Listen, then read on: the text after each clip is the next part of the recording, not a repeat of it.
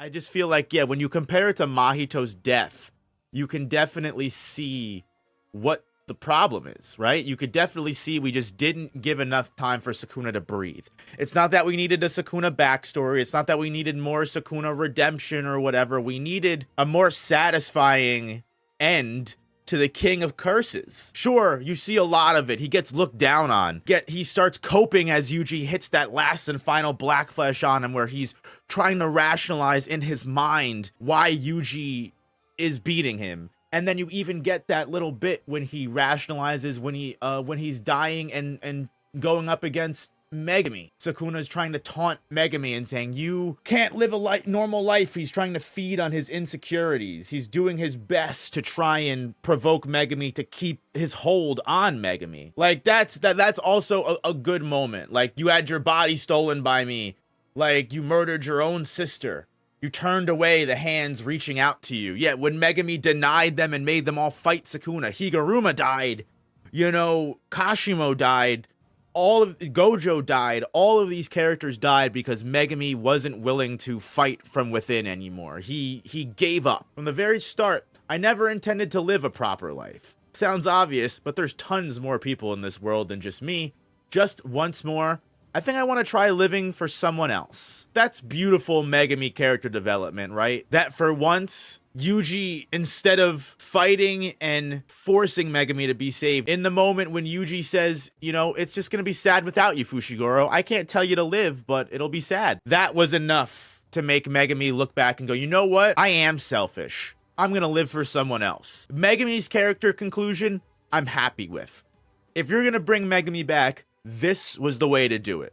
Megumi having scars on his face from where Sukuna's face mask was, where the other eye opened on him. And the reason why I also love that a lot is because he doesn't have Yuji's healing capabilities, right? Like, it makes sense why Sukuna was able to freely go in and out of Yuji's body, and Yuji didn't retain anything or have anything crazy happen. Whereas Sukuna takes over Megumi once, and Sukuna's permanently disfigured. Sukuna choosing death over reuniting with Yuji and potentially redeeming himself, I think it does make a lot of sense. If I can give anything to Sukuna's last and final moments, for sure. Yuji, the person that sees Sukuna, was, you know, just like Yuji was the only person that Sukuna actually saw as another, you know, person worth confronting, worth having this philosophy battle with, worth actually indulging. In the end, not only do we get Sukuna calling Yuji by his actual name, Itadori Yuji, and says, don't underestimate me. I'm a curse. I'm not a human. I'm not like you. Which I think makes absolute sense, that Sukuna would choose death over being a human, because that's just the kind of person that he was. He always rejected humanity.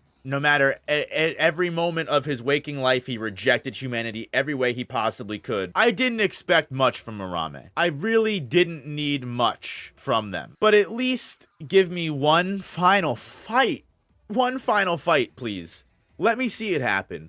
Does Arame have a domain expansion? How do they fight? Do they have hands? Do they throw, you know, are they good with hand-to-hand fights? Like, it's crazy to me how much could have been shown in just one extra chapter. And I know a lot of people, I've seen a lot of people be like, oh, we didn't need it. I'm glad Gege off-screen this fight. It's not important. He knew it wasn't important. It's like, I understand that. I didn't think Arame was an important character, but damn, not even one moment. I do like the point though that Arame makes, that at the end of the day, even though you guys won, you still lost.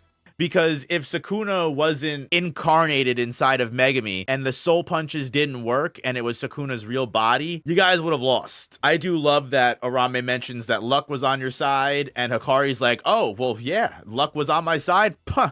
You know, that's who I am. That's the highest praise I can get. You know, it makes sense. And again, I've already kind of mentioned a lot of my problems with the fact that we go right from Sukuna and Arame's death to Megumi waking up and, you know, having a nice buddy-buddy moment with Yuji and Nobara. Granted, again, we still have 3 more chapters, right? We can get a update on the state of the world next chapter. But I have to tell you, it just feels so weird that, again, we go back to business as usual. Obviously, this isn't business as usual. We have to save Yuta from not dying.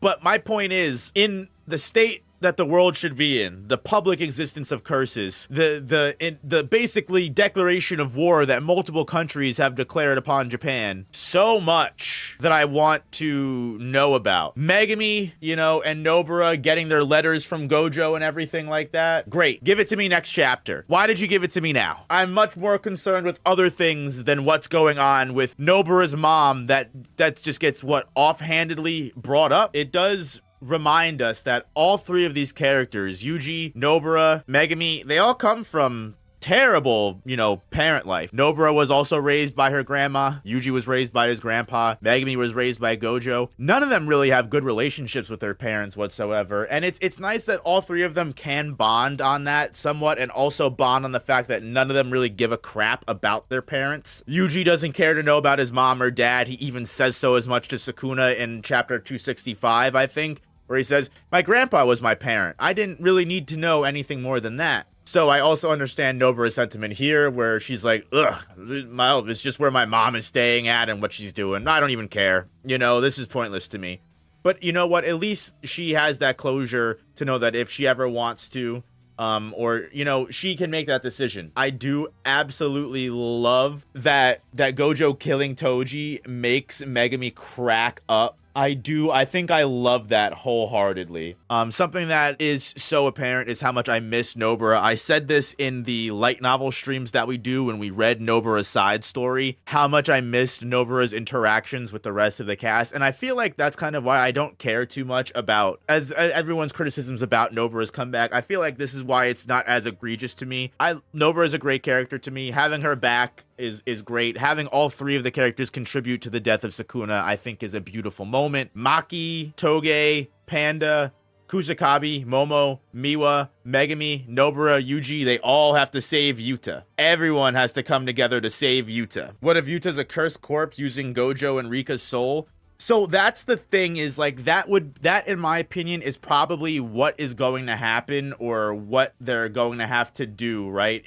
That is one of the biggest plot threads to me that, if it doesn't get touched on, is going to be a huge downside in my opinion. The whole Yaga's idea of having three different souls that are able to visualize each other, that can create basically a perpetual cursed energy machine and create a self-sustaining cursed corpse. Like, I feel like that needs to play a part in someone's return. If that makes sense for Yuta getting put inside of a cursed corpse for the rest of his life, that makes sense, and I'm okay with that, you know? But I need that plot point to make sense in some way, shape, or form. Gege's pacing always goes so quick, right? We, in the same chapter, went from Sukuna, quote-unquote, losing to, all right, we're moving on to, we're trying to save Akotsu now. It's Megumi's already woken up and we're all cool again, and Gojo's death is here, and all right, now we're moving on to the next thing. And it's like, for the next 3 chapters, it does seem like we are going to be getting somewhat of a happy ending. And I hate being the person that's like, oh, you know, we're a happy ending. Ugh. I guess I didn't expect things to resolve so quickly. And I guess knowing that there's 5 chapters left, even if we didn't know there was 5 chapters left. And granted, this is how Gege always writes, right? This isn't anything new whatsoever. This isn't anything new that Gege has started doing at all. But how he went from